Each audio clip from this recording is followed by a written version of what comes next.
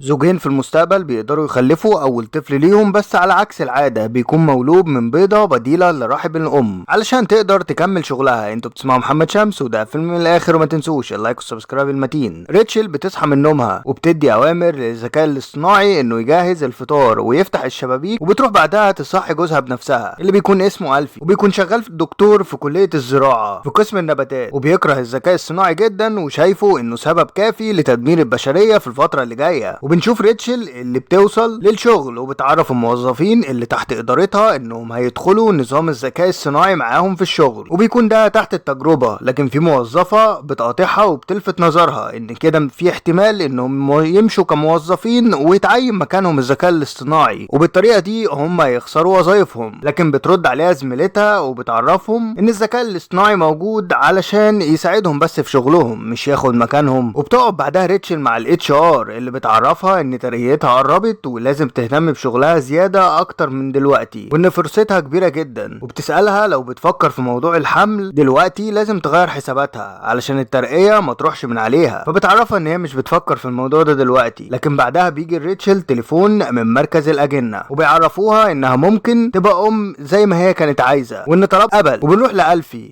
اللي بيحاول يقنع الطلبة عنده ان النباتات كويسة ومش هتموتهم زي ما الذكاء الصناعي بيقول لهم وبيزرع في دماغهم اليومين دول. لكن الطلبة بيفضلوا خايفين لغاية ما طالب منهم بياخد ثمرة من دكتور ألفي وبياكلها قدامهم، وبيكتشف ان طعمها احلى من الاكل المعلب بكتير. وبعدها بيفتخر ألفي باللي عمله. وبنرجع لريتشل اللي بتعرف زميلتها بالخبر الحلو اللي جالها من مركز الامومة، فبتفرح لها جدا وبتعرفها ان اكيد جوزها هيكون مبسوط هو كمان بالخبر ده. لكنها بتعرفها ان وجهة نظر جوزها ضد التكنولوجيا وانه عايزها تحمل طبيعي زيها زي اي ست تانية. وبتعرفها ان هي قررت تحمل في ابنها عن طريق البيضة الصناعية اللي بيكون فيها الجنين لغاية الولادة بدل ما تخسر ترقيتها هي بسبب احتمالها بطفلها. وبتروح بعدها للدكتورة النفسية وبتديها نصايح علشان تعرف ازاي تقول لجوزها اللي عملته من وراه. وبتروح ريتشل بعدها للمركز وهي منبهرة بكلام المدير التنفيذي بتاع المركز، وبيعرفهم ان المهم ان الام هي تشوف شغلها قصاد مبلغ صغير بالنسبة لمرتبها، واحنا هنتولى حضانة ابنها لغاية الولادة. وبعدها بتوصل ليندا واللي ماسكة دفعة البيض بتاعتهم وبتعرفهم على الكبسولة اللي بتكون زي رحم الام بالظبط، وان في ابليكيشن على الموبايل هيقدر يخليهم ياكلوا الطفل ويطمنوا عليه من وقت للتاني، وكل ده وانتوا في البيت او بعيد عن البيضة. وبيكون في دفعة تعاقد لريتشل $8000 فبتسحبهم من حسابها المشترك مع جوزها، واللي اول ما بترجع البيت بيسألها عن $8000 اللي اتسحبوا من حسابهم. فبتضطر ساعتها ريتشل ان هي تعرفه باللي عملته، فبيغضب جدا لانه مش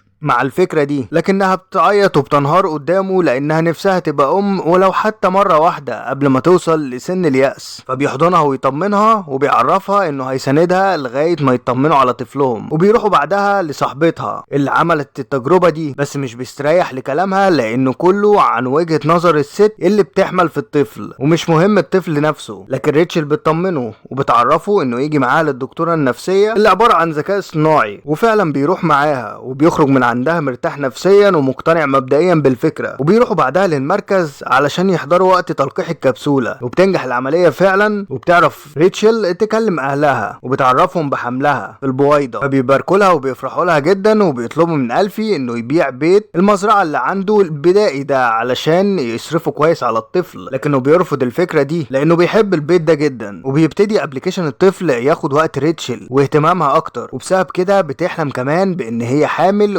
وبتولد بس بتخلف بيضة. ولما بتروح للدكتورة بتعرفها بالحلم ده بتقول لها انه طبيعي علشان مسؤولية الامومة اللي حاسة بيها اليومين دول، وان هي لازم تنساها شوية وتركز في شغلها. وبتعدي الايام وبيتعلق الزوجين بالطفل اكتر وازاي هيعاملوه بعد الولادة، وكمان بيرتبوا له غرفته. وبنشوف ان ريتشل قررت تحتفظ بالبيضة شوية عندهم في البيت لغاية ميعاد الولادة علشان تكون مطمنة عليها اكتر. لكن مع الوقت بينسوا مرة يحطوا لها اكل، وبعدها ألفي بيهتم بيها اكتر هو وبيحط لها اكلها على طول، ولدرجة انه بياخدها وبيكون مهووس بيها وبيلعبها ويفسحها في الجنينة زي الاطفال العاديين. فبتلاحظ ريتشل الموضوع ده وبتطلب منه ان هو يجي معاها للدكتورة النفسية علشان تساعده، وبيروح معاها فعلا.